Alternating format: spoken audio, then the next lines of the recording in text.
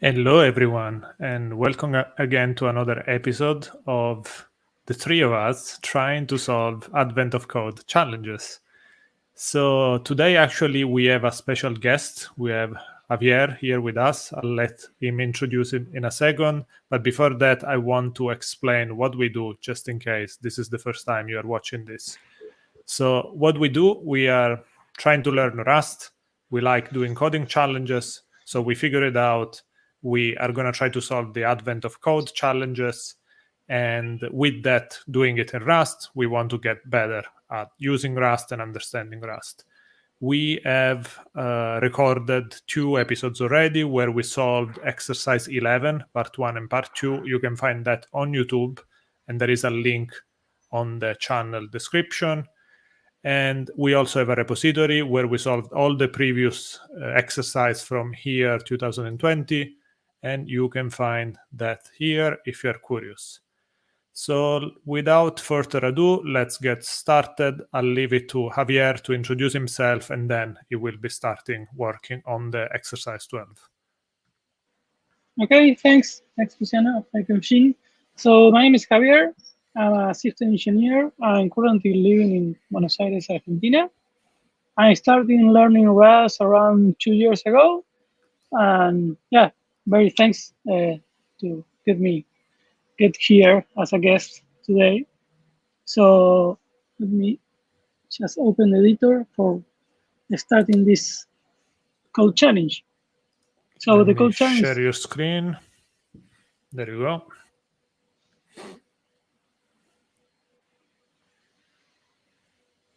Okay, I don't know if you can see my screen now. Yeah, we can see the screen. Great. So let me first read this challenge. It's the day 12. The title is Driving Risk.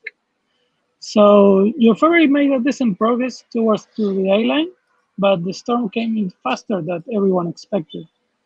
The ferry needs to take basic actions. Unfortunately, the ship navigation computer seems to be malfunctioning. Rather than giving a route directly to the safety, it produces extraordinary circuitous instructions.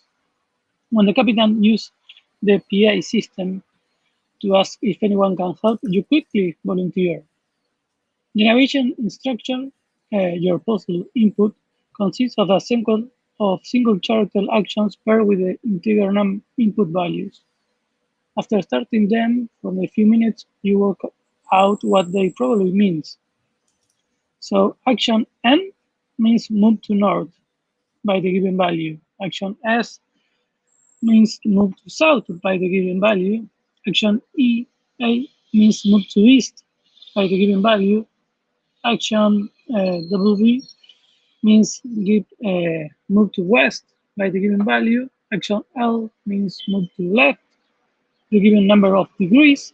And action R means turn right, the given number of degrees. And action F means move forward by the given values in the direction to the ship is currently facing. The ships start by facing east. Only L and R actions change the direction of the ship is facing. That is, if the ship is facing east and the next instruction is N10, the ship will move to north 10 units, but will still move east if the following action is F. For example, we have like F10, N3, F7, R90, F11. And this instruction will be handled as follows. F10 will move the ship 10 units east because the ship is starting facing east. To east 10, north 0. And 3 will move the ship 3 units north to east 10, north 3. F7 will move the ship another 7 units east because the ship is still facing east to east 17 and north 3. R90 will cause the ship turn right by 90 degrees and facing south now. It's remaining at east 17 and north 3. F11 will move the ship 11 units south to the east 17 and south 8. At the end of this instruction, the ship Manhattan distance sums sum of the absolute value of its west position and its north-south position from its starting point is 17 plus 8 equals 25. Figure out where the navigation instruction leads. What is the Manhattan distance between the location and the ship starting point? The possible answer is 757. I'll continue with part 2, or? No, just the first part. Let's solve this one first. So, okay, great. If I understand it correctly, basically we'll have like a grid, an endless grid, I suppose, in which we can move. And we start facing east all the time, and then we get instructions on whether to move the ship in one direction or turn the ship in one direction. Yeah. Okay. Yeah, and as I understand, we'll need to keep track of like our relative position to the starting point, because at the end we need to provide a number that depends on that, on the X and Y coordinates. Yeah, exactly. It's like how far have we moved on either axis. Okay. Sounds easy enough to the brain. Let's see how easy it is to do in Rust. Yeah, I think the tricky bit is going to be the rotation part, keeping track of how much you rotate and what's that direction that corresponds to a certain degree.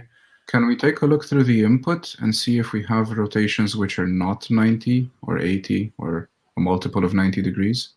Because if you get like a 45-degree thing, or 45 is fine. An 180 there, yeah. 180 is fine. I'm more worried about 45s or like 30 degrees or something random like that. 270, but still multiple of 90, so should be good. I think, Okay, that's nice. Yeah. They've gone easy on us, which is nice.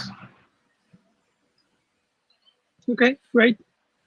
So we have the skeleton here. We do this part 1. We receive the input as a str, and we need to produce an unsigned 32-bit integer.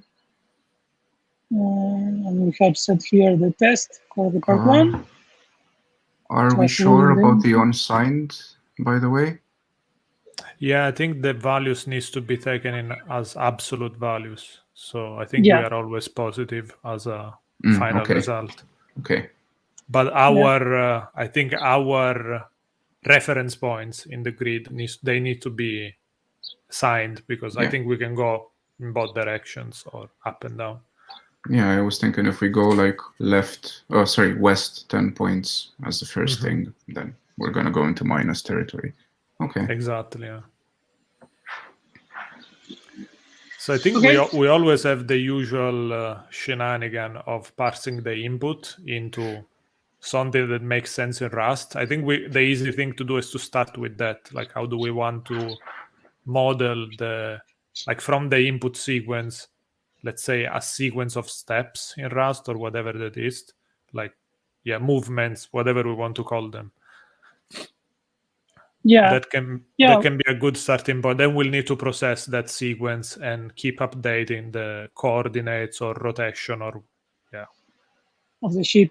Yeah, I think the same. The first should be parsing the input, and just we can create like a struct that has the direction of the rotation. We have an enum for that, and the value that we need to have that instruction, and we can keep those in a vector, and then just iterate through that vector and just moving the ship in each instruction. Yeah, and at the end we need to just calculate the Manhattan distance from that point. Yeah, sounds good. Sounds good. Well, we could keep it. Sorry, I'm thinking now. If we get a vector of instructions, we can have a struct for the boat itself, where we can keep its current position. So basically, whenever we move it, we can just keep its current X and Y coordinates. And then at the end, we just get those, we sum them up, and we're done. Makes sense to me, yeah. Seems like the easiest approach, I guess. Yeah. Anyway, let's start parsing. Sorry. No, it's okay. So you say that having an struct with the ship, right? Yeah, but let's leave the ship for later. Maybe let's parse the inputs first, I guess. Because that's the Okay. most pressing matter, I guess. We'll figure out what we do with them later. Okay. So I will first thinking about this enum from the letter that we have in the first character of the input. I think they call like action. Just say the actions like that.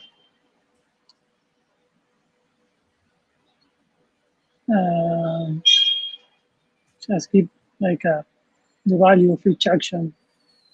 We have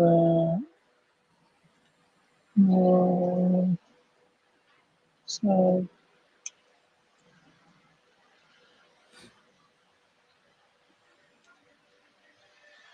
last right.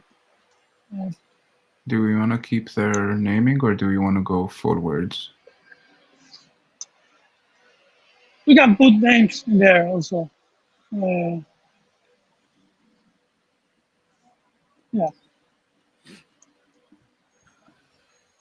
Okay. I wasn't saying we should do it. I was just asking whether we want to or not. Yeah.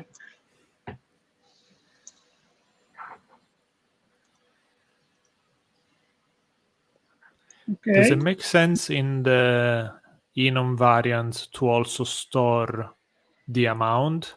Because there is always like a direction, let's say, and a number. We could encapsulate the number together with the action, right? Or I not? think Javier was suggesting we do a struct, which keeps the action and a multiplier as well. Oh, okay. Right? That also works.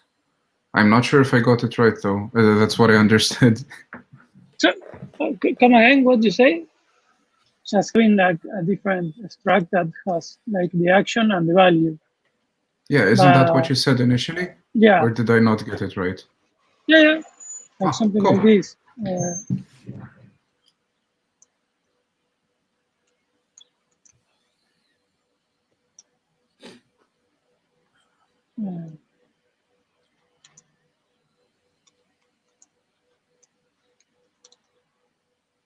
And the value, I think, is always.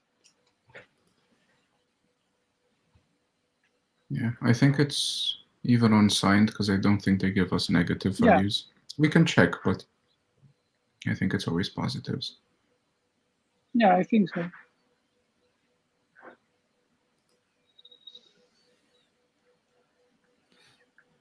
Do we want to maybe, instead of using actions, to use just action? Yeah. Sorry. It's okay. It's the grammar police. And also we should need, so for each of these lines, we should parse like having like grabbing the first letter or the first character and also and just keep the tail as a just for I think we need an implementation. Yeah.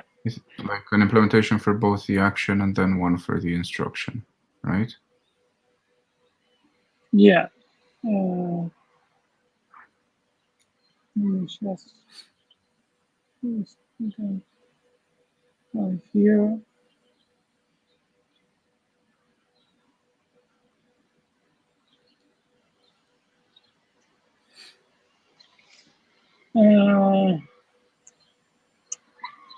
Nice trick that you have a shortcut for new. Yeah. Yeah, that's right, rationalizer.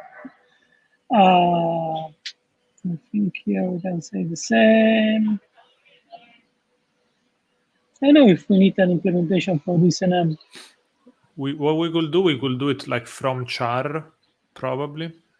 Yeah, that's what I was thinking. Because we'll parse the first char for every line and we want to get an action back, right? Oh, it's still an implementation. It's just there's one function called FromStr and that's it. And I think you can. No, but there is maybe a nice. Do you want to do like a from trait implementation? Yeah, it could be, but it's like. Yeah, let's do that. That's cool. Even though it might be fallible, because what if It doesn't matter. We know the input. It's doesn't require any special validation. We got a suggestion called try from Tallevo. Yeah. Tallevo, thank you. I don't remember exactly. So from macro.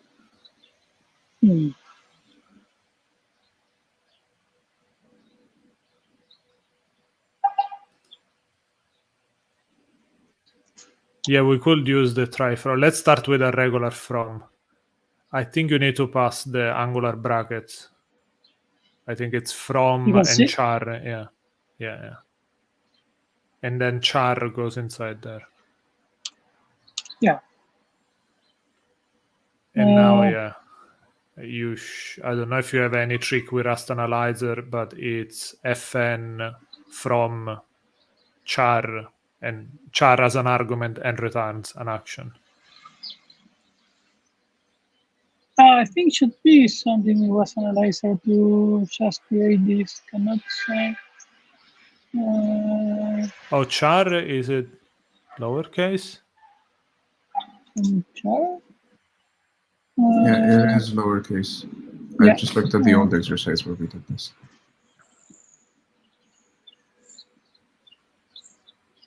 Yeah, it's lowercase. This should be a from T. That will be a char, yeah. The T, I think. Mm-hmm. By the way, while we do that, I'm going to mention that Roberto couldn't participate today, but he's in the chat ready to send us insults when we do mistakes. So let's be careful. And here we just as we see March, see having this.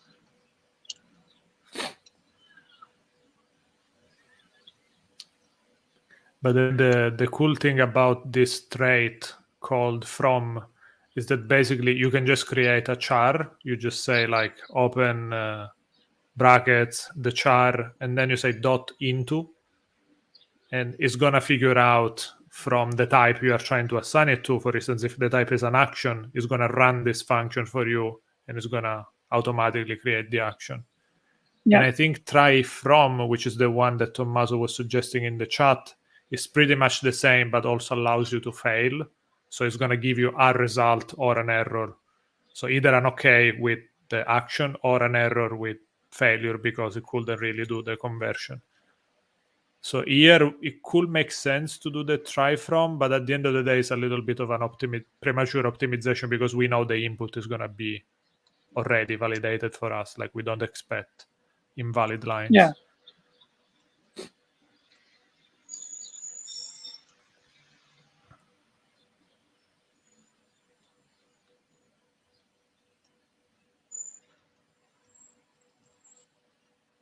Yeah, that's the boring part. Yeah. I was just thinking we're probably going to need to do another match later when we actually run through these instructions. Oh, yeah, because we'll need to decide what to do, right? So, yes, for sure. Oh, it'll be at least 3 times in our code. Yeah, Tommaso is telling us the famous last word. It should never happen. I guess we'll see when we run the exercise if it happens. Like, yeah, and we can always optimize later. Yeah, I think we need to mark that is not exhaustive or something like that. Let's see, because it's we can probably panic there for now and then convert this into a try from maybe. Okay.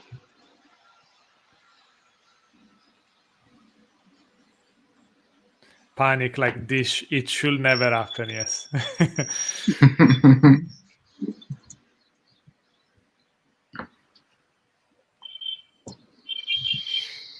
Okay, so we have the enums and the from for parsing, the struct that will hold the action and the value. Also the new for that struct, the instruction struct. So we need to start like parsing or iterating in this input string. Mm-hmm. Okay, so this input is this input is literally a str that is included from the input file, so you will have lines and everything. okay. So generally what we do input dot lines and then map or whatever. Yeah, Generally it's like okay. lines dot map dot collect, something like that. Or for line and lines or whatever. Lines is a function call. Like this. Yeah, you can do that. Mean, that's an option. Feel free to try different things if you have, I don't know, different ideas. And here we can say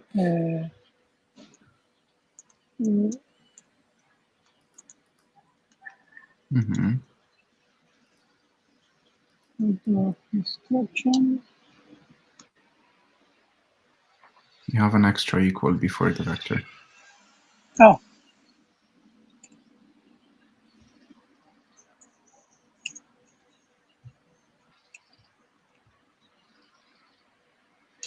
And now we just need to relative to be the greater over the element of type is. We just return an instruction new. We need to parse this. Like Mm-hmm. I think the error can have the there is chars. Mm-hmm. Oh yeah, there is a chars, and then we can do dot first, I guess. First, which we'll probably need to unwrap because it can be empty and yeah. Unwrap, but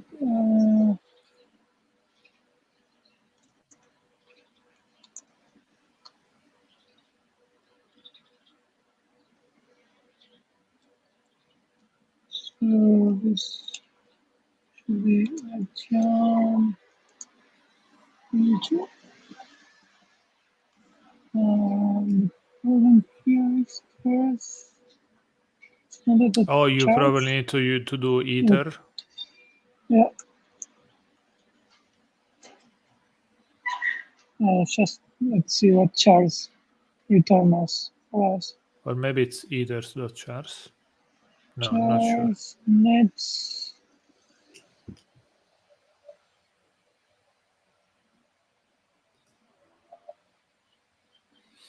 Let's see. A string slice. You can have to do a string slice by char. I think chars returns an iterator. Such an iterator. Yeah. Looks like return the iterator. So yeah, let's do this. Then I'm gonna show a suggestion from the chat, which I think is interesting. Oh yeah, that's cool. Next.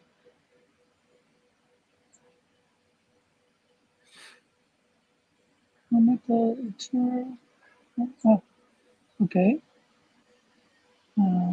Let's see. Okay, now it's happy. Yeah, but in here we need to get the rest of the. I think we need to get the rest of the string for parsing as a integer. So I don't know if call chars is the best way that we can do this. Maybe split, but we don't have any. We don't have any. By the way, this is the suggestion from the chat.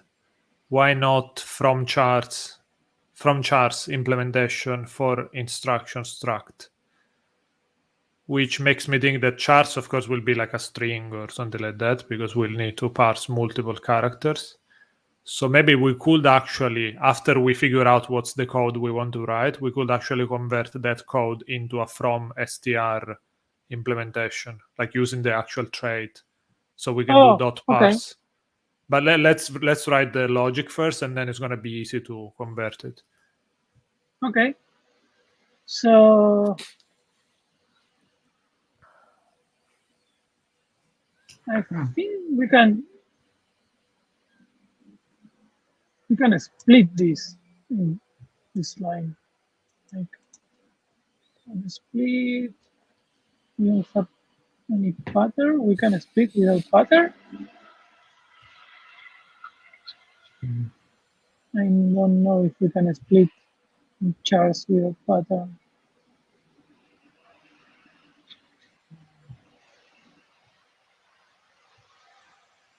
Because we only need the first character for the action.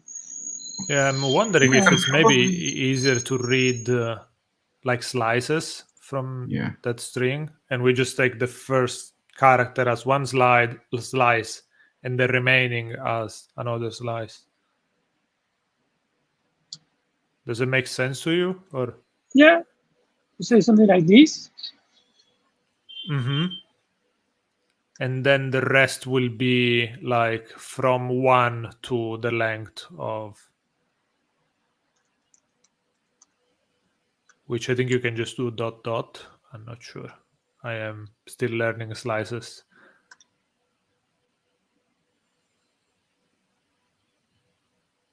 Okay, so we need to parse this.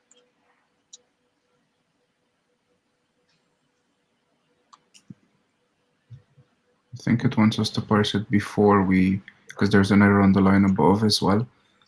So I think it's not happy with our indexing either. Yeah. The type string cannot be indexed by integer. Slide index not implemented, so we can just. Oh, because they are characters and they might be like multi-byte. Multi-byte, yeah. Right. Chars. Then I'm not sure what's the best way to split this. Yeah. We can still do chars. We can get the first one, because I think you can call .get on it, right? It's an iterator. No, we can't do .get on it. No.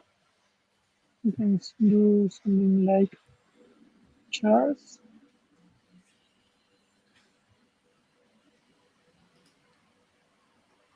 Oh, nth of 0, yeah. Nth of 0 as that will give you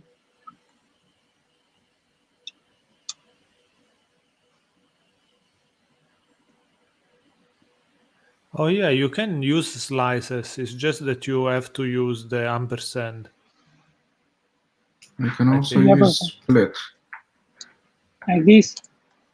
I think so. And then I think you need to say from 0 to 1. Because that will be the slice. Is it dot dot 1? Maybe. And then the other one will be from 1 from to 1 dot dot. Okay, nice. So now what doesn't like that? So here is we have like. Oh, because now it's not a char, but it's an not STR. A char. Yes. It's an STR. Yeah. I mean, we could change our input to convert an STR. It's just changing quotes and signatures. I'm not 100% sold on the safety of all of this, but for now, let's just make it work and we'll refactor everything later. Oh, you need to put the ampersand as well, I think.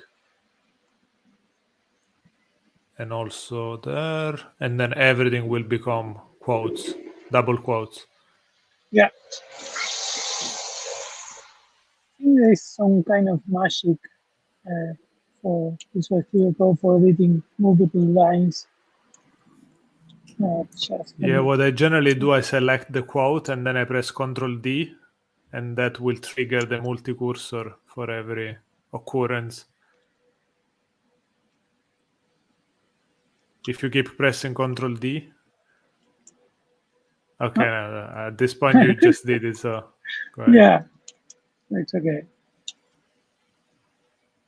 So, okay. Okay, finally we have our thing. Don't forget to pass the value instead of the number. Yeah. Then. Cool. Mismatch types. Yeah, because this is a Great. result. So you can do just unwrap here. Oh yes, And because it's, parse will fail. Yeah, but you can just say expect Wait. body. Why do you need both the unwrap and expect? No. I think if you put an expect, you can remove the unwrap. It's just providing a more explicit error. But the problem is this is a reference. It's not. We can just. Oh, fair enough. I think we get the reference because I mean we are not going to be using the value outside the struct, right? So if want you to put have like the reference here. No. I mean we just say asterisk value in line 45. Yeah. And now collect. Why is not happy? Because of the doesn't returning that. Oh yes, makes sense. Perfect. So now we should have a list of instructions. Yeah. Can we print it? Just to... no, we can't print it. The good old debug. I mean, we can implement debug everywhere. Yeah.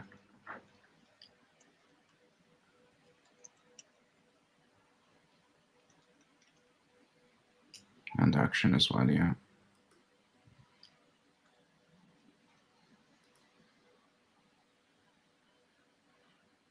And we can just say print line instruction. Yeah. Don't forget to uncomment the return value because it's not going to be happy. Oh, yes.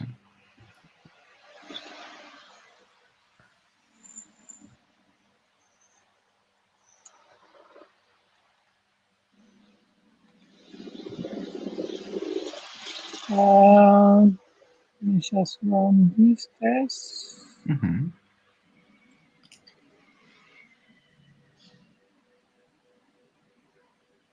Okay, nice. Cool. Yeah, it's nice. Yeah. Yay. So we need to, and we can just for the future create the from right for the instruction struct with this logic in there and just call. Yeah. Yeah, but for now, let's go. Oh, sorry, we all spoke. Yeah, no, I guess the option is either we clean it up now, maybe implementing the from str trait, or we just leave it as it is, and once we have a solution, we can refactor, which is probably better, right? I vote for finishing it first and making it nice later. Yeah, I think it's okay. So, here, and when it's just iterating over this vector of elements, now we need the ship structure for apply this instruction to the ship, right? Yes, I think so.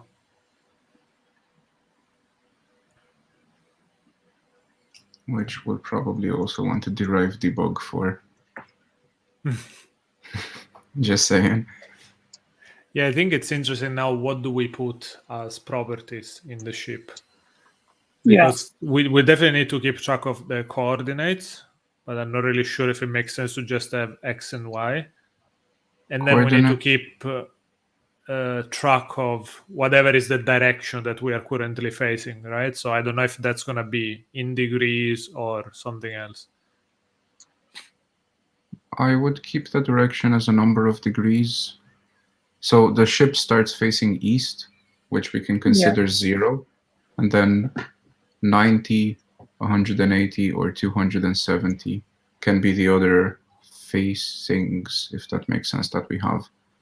And we can just do a simple modulo to figure out our new orientation. Make sense? I think so. Yes, we'll need to have like a list that we can use to as a index. But maybe we'll need to have like a list that we use as an index where we put. I don't know. Maybe not. No, it's just going to need to be a match. So essentially, the only rotation. Yeah, okay. I see what you. I don't think we get rotations bigger than 360. Essentially, we only care about 90, 180, or 270. That's it. Yes, but the rotation you get is relative to your current position. Yeah. And it's so you'll need to keep rotating essentially 90, 180, or 270. Yeah, but you can add it to your current angle. And then if it's larger than 360, you can do a modulo 360 and it gives you the new orientation, right? Yeah. Okay. Like that was the idea. Like, if you are like this and rotate 100, then this, like 0. Yeah, exactly. Okay. We may need like a enum of this, like coordinate if you want, like north, like it is 0, north is 90 or something like that. Right? I don't know. It's okay. Let's see. For now, we let's keep it simple, and then if we figure out there is a lot of logic, we can create an enum or struct or whatever. Yeah. So the direction should always be positive. X and Y can be negative, I guess. Actually, at this point, it definitely can be. Yeah. By the way, feel free to name them anything other than X and Y. That's just... No, it's okay.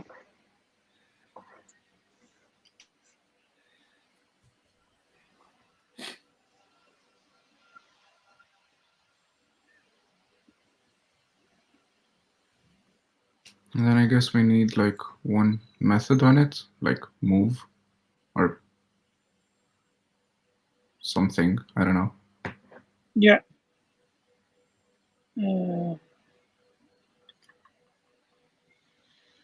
want to allow to create with this value, or just instead of new, we can just default the ship? Yeah. Or I would default everything to 0. Yeah, we'll never create it with a different starting position. At least in this part of the exercise. I don't know if it's in the second part we'll need to do anything special. Yeah, so we can just do this with all the zeros. And the question is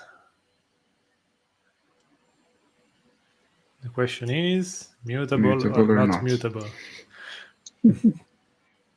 Well, mutable, right? I think, yeah, we'll need to make it mutable. Yeah. We could like just have a function that takes a current ship and returns a new ship with like new direction, new X, and new Y.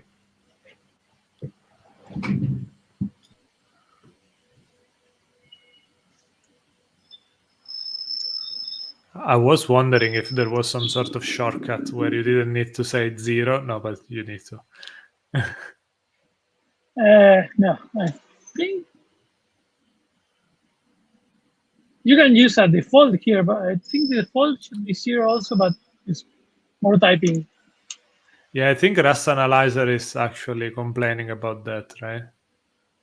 I remember that is when you have no arguments in the constructor, it's going to tell you, oh, now you need to implement a default to be idiomatic. Yeah. But I mean, we can do it later. Or yeah, this should be a default and not the new, I think so. But yeah, we can do it later. And also, honestly, this is probably a question for the chat, if somebody knows if it makes sense to implement both a new and a default, or just default is probably enough. I don't know. Yeah, I think if view doesn't have any values or arguments, should be default. Like, Okay, I think I mean, probably- let's leave it as it is for now, and then maybe we can put a to-do to remember we want to have a default there. Yeah, let's just use the ship for now.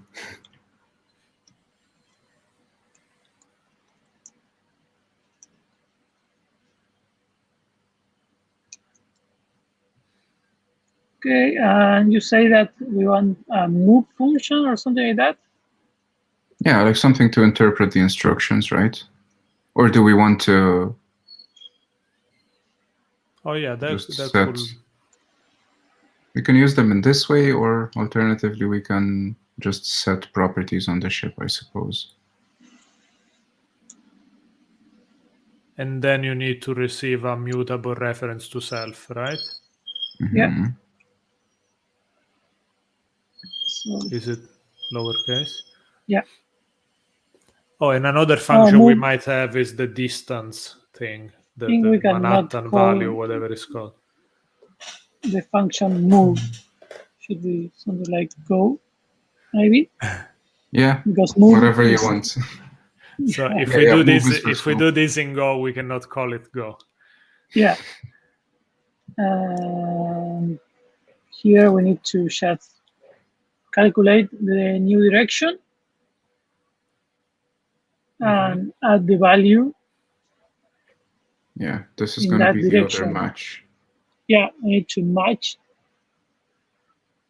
around this. Need to match because. Oh, okay. We need to match instruction, action, Exactly. and we can say if action is. North. I think you can probably copy this from above just to, you know. Oh yeah, but it will be No. it will be inverted, right? Yeah. Yeah, yeah, but it saves you a bit of typing. I don't know. I'm lazy, so.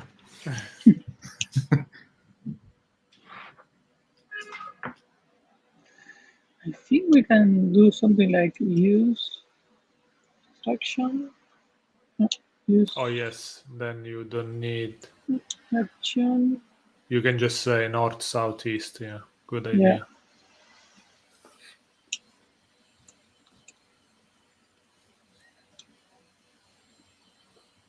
Yeah, I like this.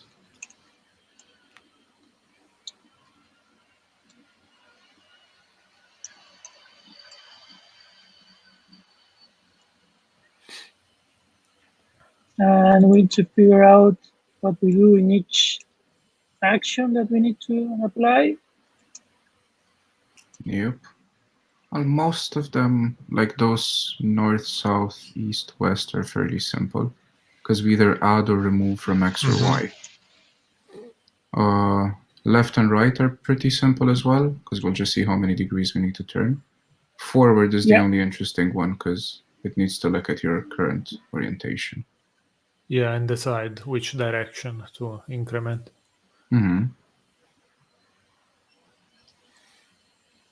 Okay, so X. X equals Self.x minus whatever we get in the instruction, right?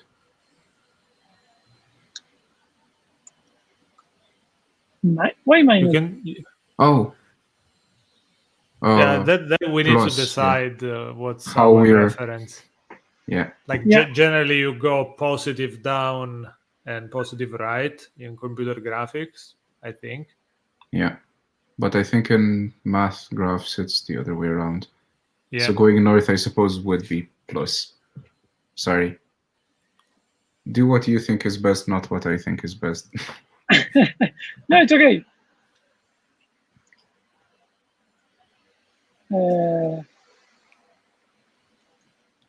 Yeah, I think at the end of the day, it doesn't matter because we get absolute values in the return. So at the end of the day, either we do it in one way or another, it's not going to change the solution, right? It's just interesting, like what's the most obvious way for people reading this. I don't know. Yeah, I'm actually curious. How do people usually read these? Do you see the x as going negative downwards or positive downwards? Yeah.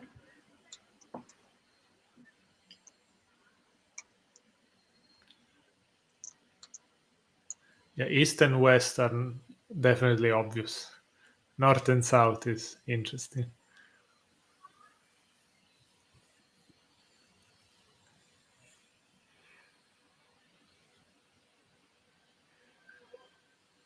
Oh, much type.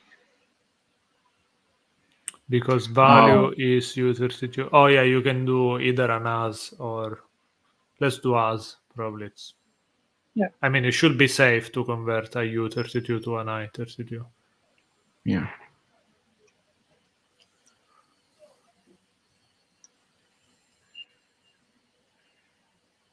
Oh yeah, this one is probably telling you that you can just do plus equal, right? Rather than repeating self dot y.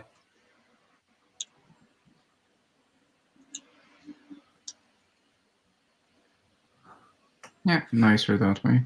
Or less verbose anyway. I like the error message though, or the warning. Manual implementation. Yeah.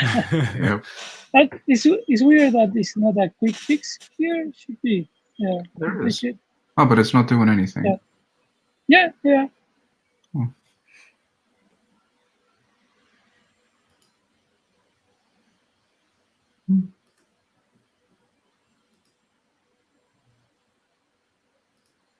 Okay. All right. Okay, so far so good. Yeah. So we need to figure out what is meant to be right and with the value. So Right, I guess, is clockwise, and left would be counterclockwise, right? I think so as well. So we need to make something like south dot direction. Mm-hmm.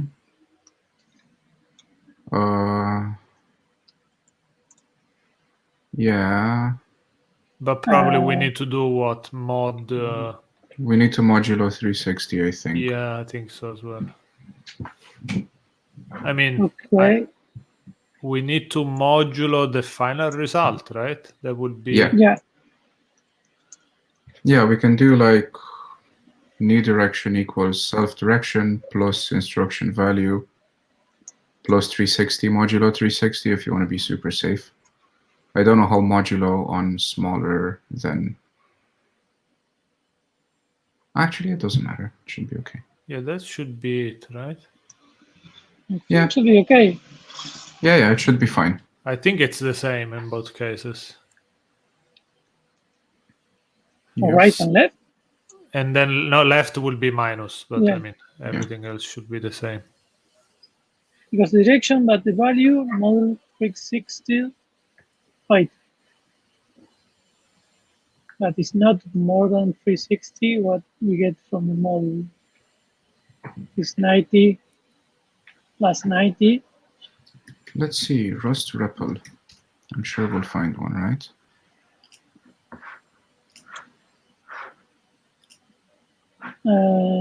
So I think we should make the model only if we are greater. I suppose that the case is like if you have, I don't know, 270, right? And then you get another 90. Or you get another 180. What should happen?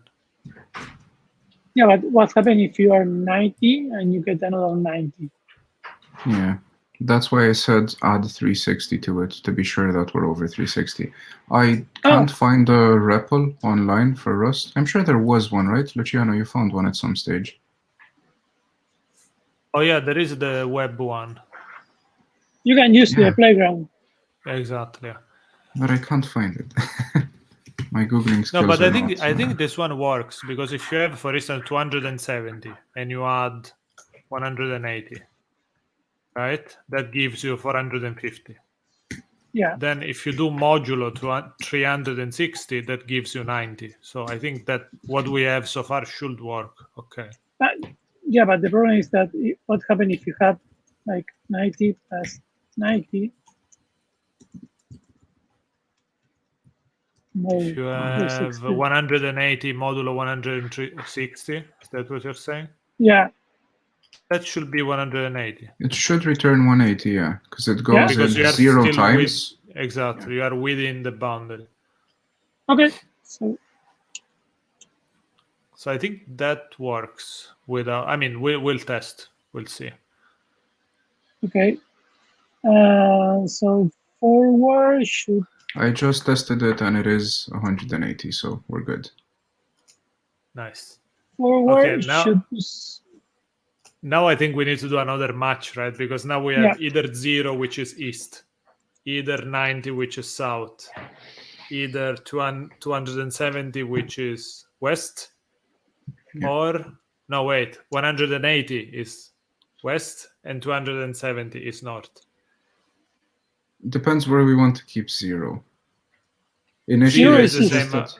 Yeah, it's east, right? Yeah, that was the initial thing. Although that's very non-standard, by the way. It's just because this is our starting position, I think. Yeah. Yeah, our reference system is totally non-standard. Yeah. Well, one other thing we could do here, well, we can do them here in line, or we can just call this function again, just with the correct direction. Oh, like recursive, yeah. Yeah, exactly. It's not useful, but...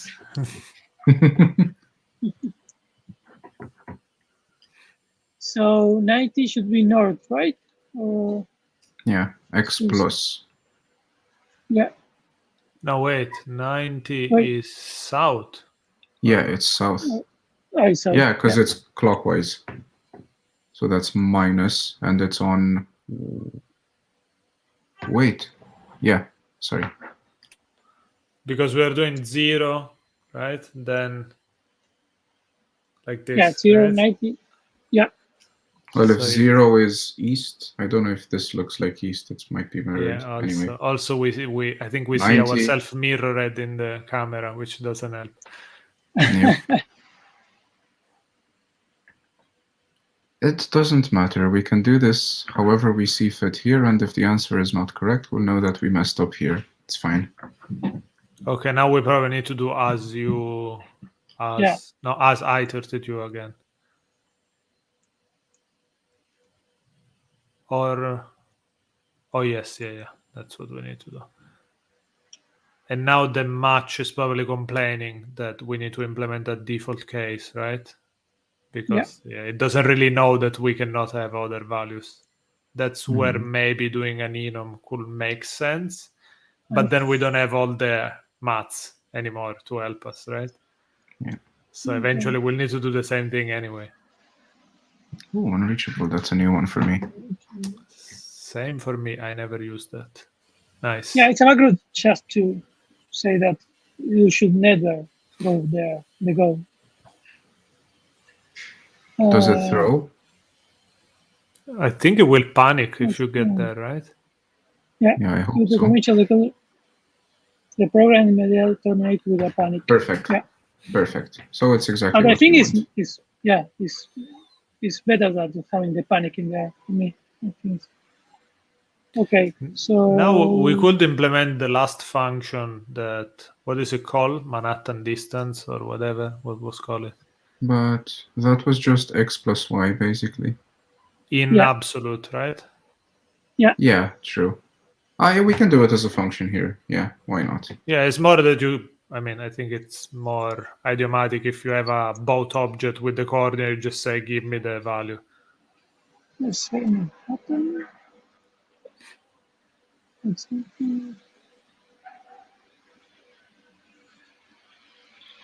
Manhattan. Yeah, Manhattan with 2 P's. Yeah.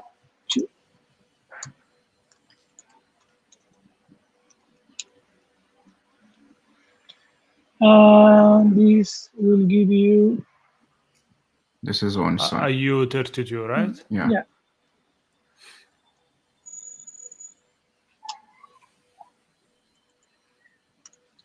Don't forget that. Yeah, the arrow. And we need to receive a self, but that doesn't need to be immutable, I think, in this case. No.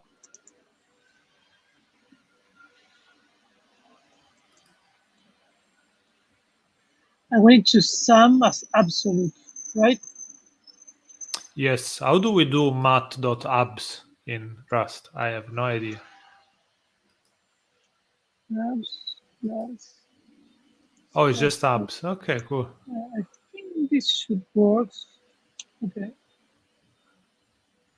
Match types.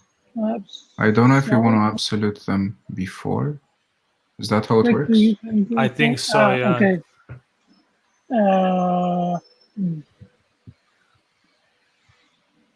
Make that What is the error there?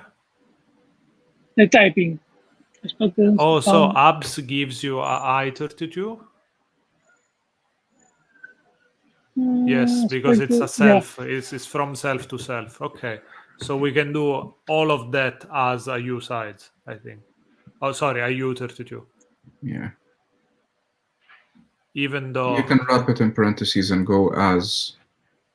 Or do it individually. Yeah, it's up to you. So, okay, that should work. And never use. No, we need to use we missed the last bit, which is literally calling the go. I was thinking move, but it's go. Yeah. And then at the end, we just... Now, do we want to do it as part of the first... As in, do we want to loop again over the instructions just to pass them on? Actually, yeah, let's do that for now, just to get it running. Yeah, and then we can probably do a fold. Yeah. Right? Because... Exactly. Yeah, okay, let's just make it work. Then we have a lot to refactor if we have time. Yeah. I'm conscious that we are already at the 1 hour mark, so we'll probably spend another 10 minutes. So hopefully we'll make it work at least. Yeah. So you may say that using fold here? Or... No. Here, let's just do a normal for loop or whatever you prefer. Yeah. Well, start with a boat, maybe. A ship, I think we called it. Oh, yeah, we need to create the ship still. Right. Sorry, we're shouting a million instructions at you.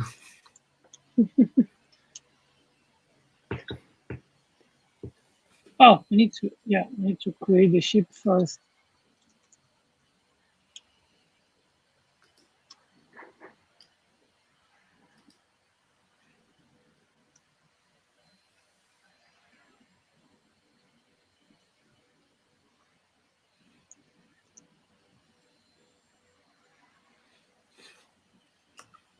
And then we can just return ship.manhattan thingamy. Yeah.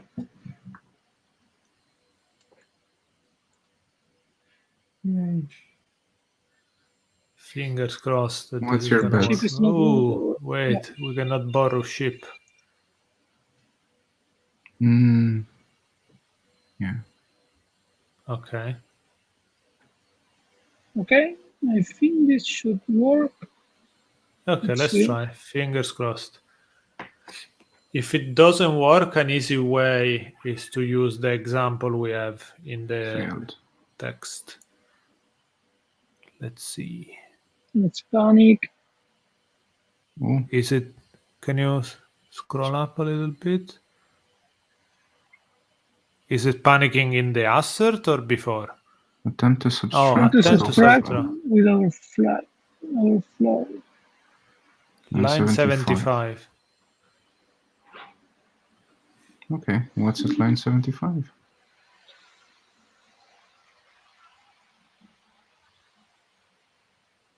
Left. So self-reaction. Oh yeah, that can definitely happen, right? Because if we are at 0 and we subtract, I don't know, 90, we go to minus 90. Oh yeah. So how do we normalize that? Because we cannot just do an absolute, because if you do an absolute, you kind of flip it over.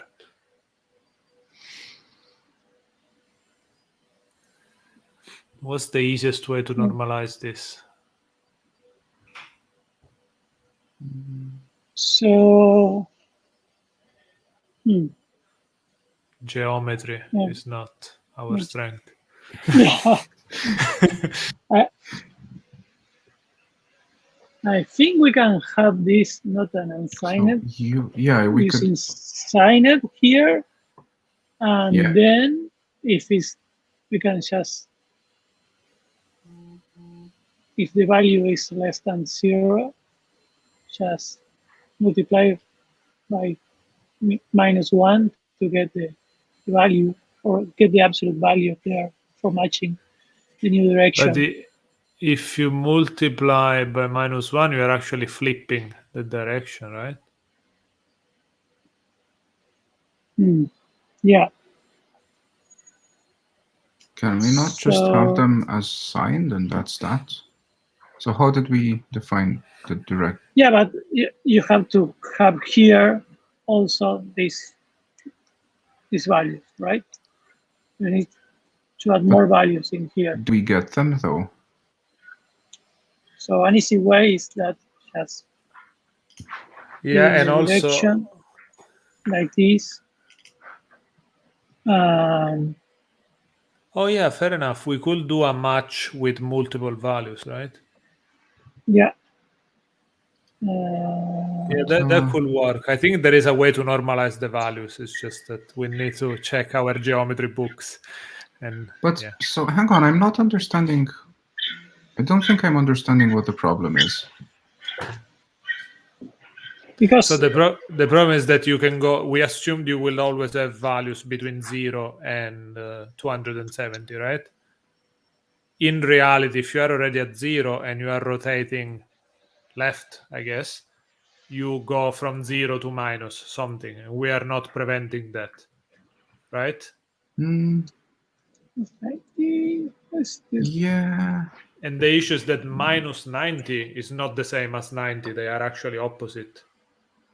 Oh, actually, you know what? If we are negative, can we just add plus 180 to normalize? That was the whole idea with plus 360. That was exactly the idea with the modulo, to not go into negatives or over 360. No, I think we only did manage the over 360.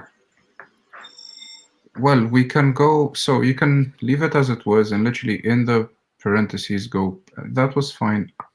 Yeah, cool. And add 360 before the modulo. That's it. Oh yeah, okay. Now I got your suggestion at the very beginning. Yeah. That was the idea. We also got the same suggestion again in the chat, so thank you for that. Yeah. Yeah, thank you, Tommaso.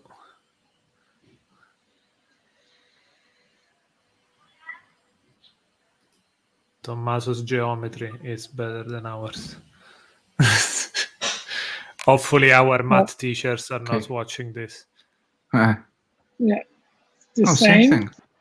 But I think the problem is that I think we need to make like this, maybe. Can you add it as as the very first? I think so. The very first.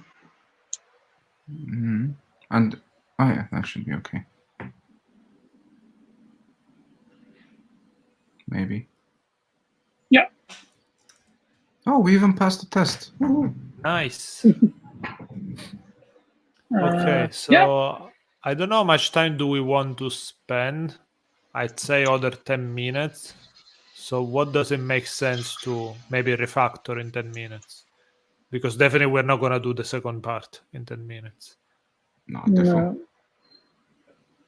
I would organize a vote personally, but I don't think Twitch has that.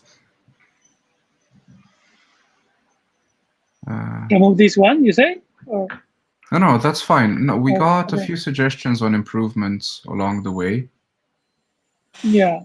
The first thing was FromStr, an implementation of FromStr for instruction. Okay. And I think we left it to do as well.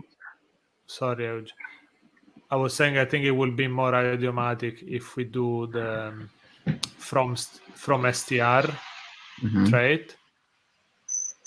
I don't know if you ever used that, Javier. Yeah.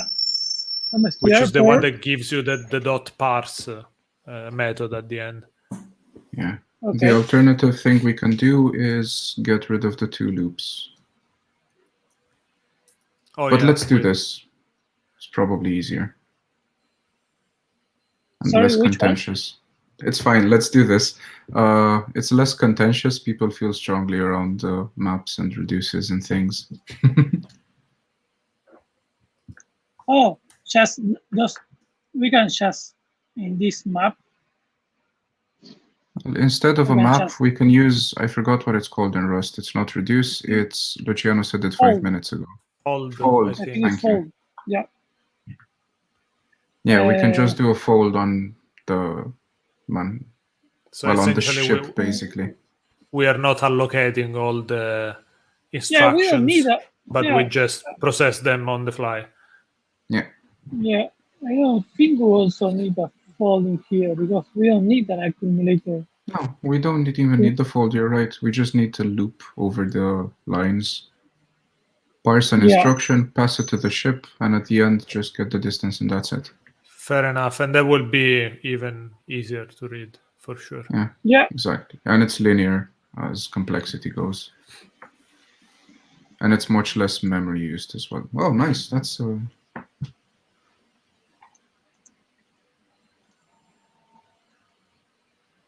Oh, is there also a each method?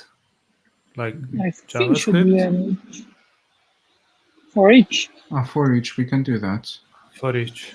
Okay. I don't feel strongly opinionated. I like both approaches. Either so works. Whatever you prefer, Javier.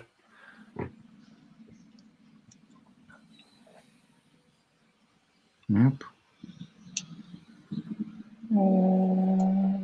Semicolon. Go. You can just put that there, yeah.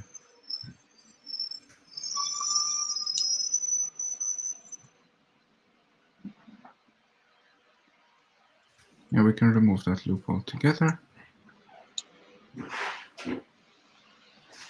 Cool. Let's run the tests and see if we broke it. No, it's okay.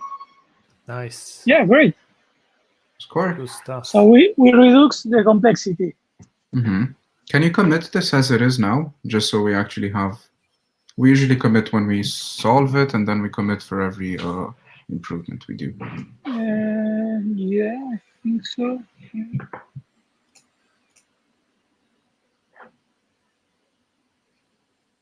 think.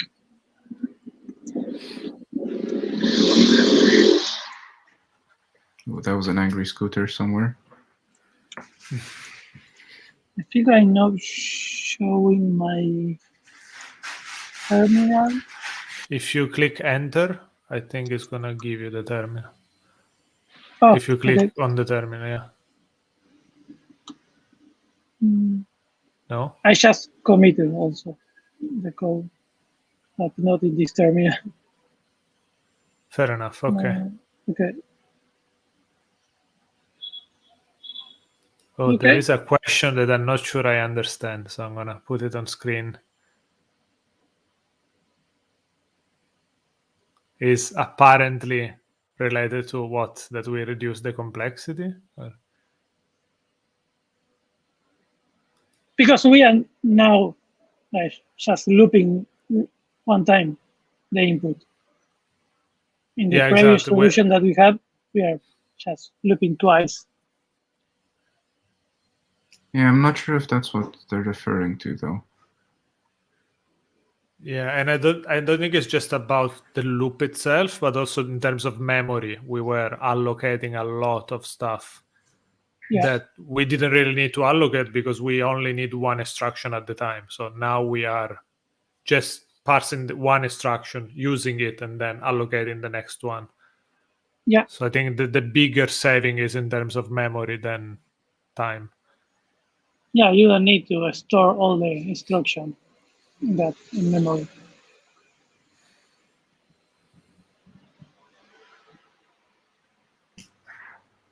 Okay, there is another interesting comment.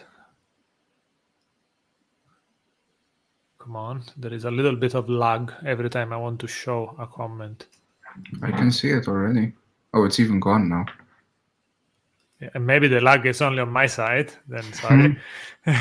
So selective duplicate is telling us that it would be interesting to just solve a challenge, then come back and see if the solution can be improved. This is actually probably what we are gonna do next time, because we are almost at time for the day. We generally do like between 1 hour and 1 hour and a half. And generally in that time we manage to solve only one of the two parts of every exercise. So the next time what we generally do is, when we finish part one and we are going to start part two, generally we spend a little bit of time seeing if anything can be improved, or maybe if we need to make something more reusable to make part two easier. So probably in the next stream you are going to be seeing us doing a little bit more refactoring. But yeah, definitely very good point. Yeah. Yep. Yeah, I think there's a lot of room for refactoring. Yeah. By any means, if anyone has suggestions on how to make this more idiomatic, please tell us, because yeah, the reasons why we are doing this stream is to learn more. We are not Rust experts, so any bit of help is highly appreciated. Yep. Any and all feedback is likely news to us, so yeah, do share it. But yeah, we generally tend to do them, make it work first, and then make them pretty.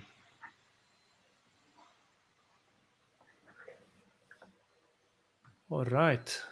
Do we want to call it a day, or do we want to spend another 5 minutes to do the from string thing? I think we can try to make the from string or instruction, right? You say? Yes. So basically, if you check the documentation for the from str trait, you can probably copy paste the declaration, unless you remember it, then that's fine. But if I remember correctly, oh, it finally loaded on my screen. We need to import the trait std str from str.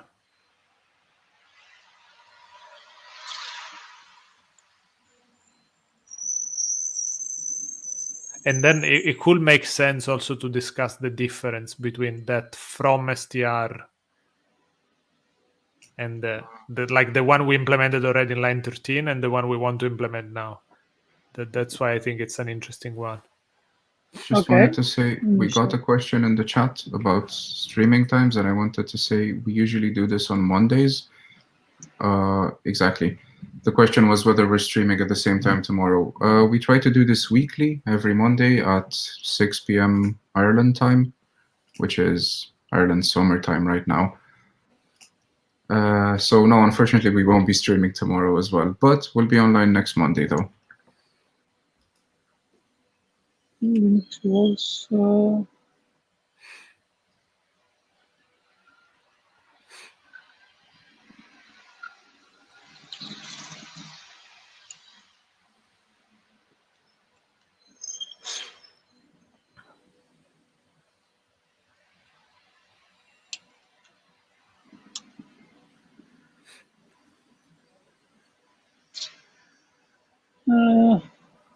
type error. We can probably use the unit type because we didn't make it fallible, right? That's actually another thing we could fix the next time, to use the try from and have a proper error here. But for now, let's just keep it like this. Yeah, basically we need to copy these 2 lines, right? Or 3 if you want. We want to take something. Yeah. We don't want the ship go, right? Yeah, we'll remove that bit. We'll remove that part. This is and not now you need to return, rather than ship go, you just put OK, and that should be it, right? Yeah.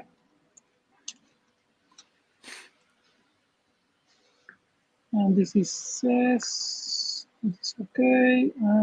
We can just in here make something like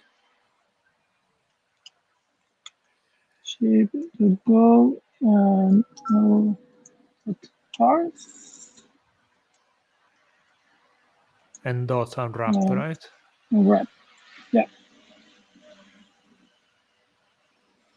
And do we need semicolon at the end? Here? We do, right?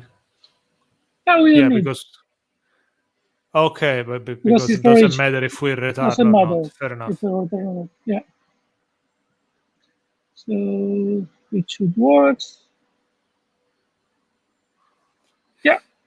Nice. Okay, by the way, just to mention the difference between our from str and the from str. So even though the name is almost the same, they are two different traits. From is a generic method, a generic trait that allows you to convert any source type to another destination type. So the generic bit is the source type. Can you go on that line where we implemented that from? Yeah, or just we can say something like this, and we just write this. You can see that here you can Exactly, yeah. the from for every type here. Like we should say. Yeah, so this is very generic. So you could use this to implement any conversion between types. And once you implement that, you can use source type dot into, and it's going to convert that source type into the destination type. So it's kind of weird because there are actually two traits. One is from and one is into. And implementing from will give you into, but the most conventional way is to just implement from. And then you get the implementation of into for free. The other trait that we implemented is the other from str, which is something that generally you would use for parsing strings into objects. So this is more explicit, and it's also taking into consideration that you might fail to parse. So it kind of forces you to specify what is going to be your type for errors. And then once you implement this trait, you get a method called .parse, which is going to give you a result with either an error or the specific type you want to parse your string into. Yeah. So it might be confusing. I'm starting to figure out this stuff only now and all the differences, but I think it's interesting to explore the different options. And I believe that this one is more idiomatic for when you are parsing strings into specific structs. The other one is just more generic, and you can implement any type of conversion between types. Yeah, it would be, I think, interesting for these to see what sort of, not side effects per se, but what each of them gives you extra. Because I'm certain this from str thing gives you some extra functionality, like some other niceness that we wouldn't get otherwise. It'd be cool to explore that at some stage. Mm-hmm. Yeah, I think getting the error management is already an additional feature. Mm-hmm. That, again, we could have done that with the try from, but again, the try from is generic. You could implement it for any type. Here we are literally saying we are creating a parser, so it is a little bit more specific. Take a string, give me a specific object. That's it. Yeah. All right, so I think that's all for today. I just want to do a little bit of housekeeping, so I'm going to remind that we are going to be streaming again every Monday. Today we got as far as solving the part 1 for exercise 12. So next time we're going to try to maybe refactor something, but for sure we're going to start to work on the second part of the exercise. You can check the recording from the previous editions on YouTube, and it's linked on the description. And if you're watching this from YouTube, we stream this on Twitch. So on YouTube, you'll find the link to go to Twitch. So that's basically it. I don't know if you guys want to add anything. Well, thank you to Javier for driving this one. It was very good. Yeah. So thank you, and I hope you had fun. We definitely did. And thank you all for watching this. And thank you all for all the very, very good comments. Yeah, it was really fun. Thank you for having me here. Yeah, that's really fun. Perfect. Cool. Thank you very much, and see you next time. Thanks, everybody. See you next week. Bye.